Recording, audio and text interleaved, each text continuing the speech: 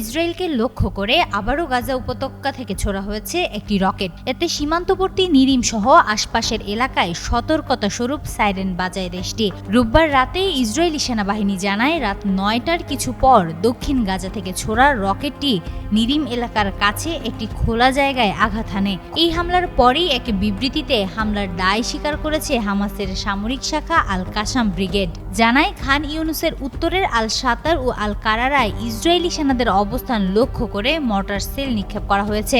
এছাড়া নিরিম ও আইন হাসলুসা এলাকায় ১১৪ মিমি রাজুম ক্ষেপণাস্ত্র ছোড়ার কথাও জানায় তারা। এই হামলা এমন সময় ঘটল যখন গাজা উপত্যকায় যুদ্ধবিরতির জন্য আন্তর্জাতিক মহলের তৎপরতা চলমান, তবে একই সঙ্গে সংঘাত অব্যাহত রয়েছে।